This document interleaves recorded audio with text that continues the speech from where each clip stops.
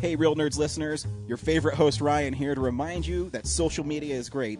How great is it? There's many ways you can find the Real Nerds on social media. You can download us on iTunes. You can listen to us streaming on Stitcher Radio. You can call us 720-6nerds5. Aw man, our website is so cool. You can visit our website, realnerdspodcast.com. You want to leave some fan mail? Oh, that's so easy, realnerds@gmail.com. Twitter, we got it, @real_nerds. You can even like us on Facebook. Thank you so much, and hey, enjoy the show.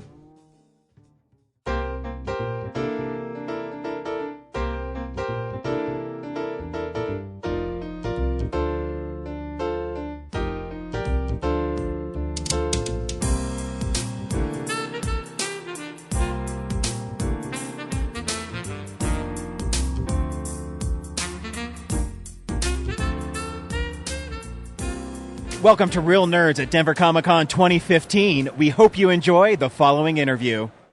Welcome to Real Nerds Podcast live at Denver Comic-Con. I am sitting here for the very first interview we're doing here on Saturday morning. Introduce yourself. My name is Alex Stewart, and I am loving Comic-Con today.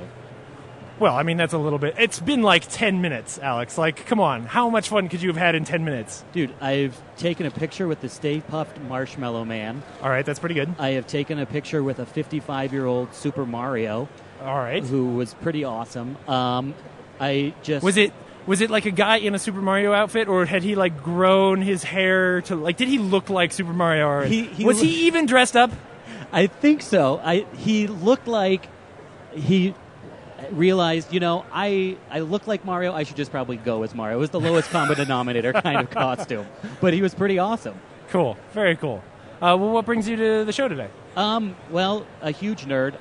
I love coming to these things. This is actually my first time at Comic-Con. Cool. I've usually gone to places like Starfest, things like that. Yeah. And something on this level is incredible. It's a little bit bigger than Starfest. And extremely overwhelming. Yeah. Extremely overwhelming. I have not seen so much cosplay in one place. Yeah, it's cool, and they're good ones, too. Oh, absolutely. And even if they're not great, they're usually passionate, which is better, right? I agree. They're the ones where you're like, okay, I mean, you made it out of cardboard, but boy, do you care. Well, and I think that's one cool thing here is I didn't realize that this one was so, bent towards the education side, where they actually have the panels where you can talk about how to up your cosplay game, how to do cosplay on a budget is one of the ones that I saw. And I think that's awesome. I personally don't have the courage to cosplay, but if I did, I've been walking around thinking the whole time, what would I dress up as if I were to take that leap? See, I'm fat and bearded, which means the list of things that I can cosplay as are really limited. Like, I can't be Sailor Moon. I just can't pull it off. Dude, I don't know. I actually saw a girl who was dressed up as the main character from Assassin's Creed. Oh, hell yeah. And she even took the time to create the facial hair for it. Oh. So I feel like I don't think that size, gender, anything really matters as far as cosplay goes here. All is gay. Very fair. Very fair. Cool. Well, we were talking just a second ago. You actually teach here in Denver. What do you teach? Yes, I teach at a school called Cherry Creek Options. Cool. And I teach filmmaking. And I also teach an adaptations class where we read the text and then watch the film and compare the two using adaptation theory. So that one's actually pretty awesome too. That's very cool. Yeah. What are the texts that you tend to use as canon? Like, what are the things you usually go to?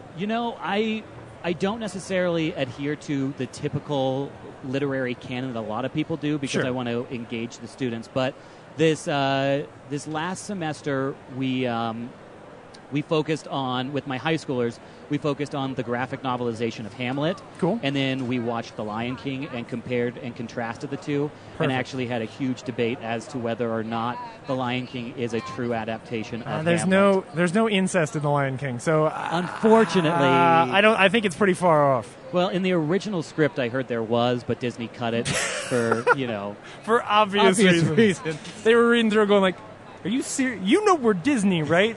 Like, what are you talking about?" But if you think about it, one of my students pointed this out to me, that technically the lions, the way the pride works, it's very incestuous. So technically, if we're looking at the animal kingdom, I would argue that the imagery is there. Yes. Right? Like, you have, like, Scar, and then you've got all the ladies in his, like, lady cave. Like, exactly, it's his pretty harem. clear. Right, if you were an adult, you're watching this going like, oh, snap.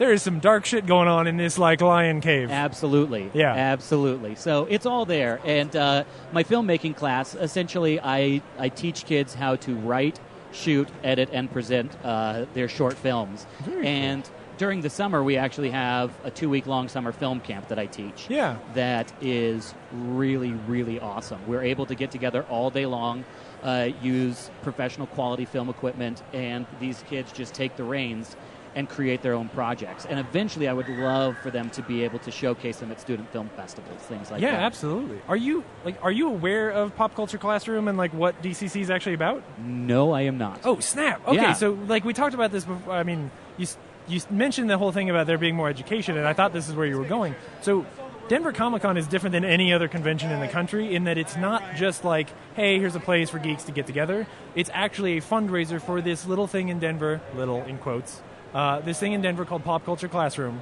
that is specifically geared to go around and use pop culture, and originally it was comic books, to teach kids reading, fundamentals, that kind of stuff. That's awesome. Yeah, so that's really what everything that's going on here is in service to. So all the panels, all the stuff that's going on, before every panel, you'll hear somebody get up there and say something about Pop Culture Classroom to remind people that that's why we're really here. Well, it's what makes everybody different than like Salt Lake City Con has been getting a lot bigger in the last couple of years, but it's like it's a totally different thing. Like they're not trying to do something good with this, where Denver Comic-Con is decidedly different than everybody else. Oh, without a doubt. Oh, and one thing that I think is awesome, I was looking through some of the panels, and one of them is comic books are in the classroom, now what? Yeah. And I went over to Metro, that's where I got my degree, and one of the professors over at Metro is actually on the panel talking about incorporating graphic novels more efficiently and effectively in the classroom. Yeah. And it's, to me, I say it's about time.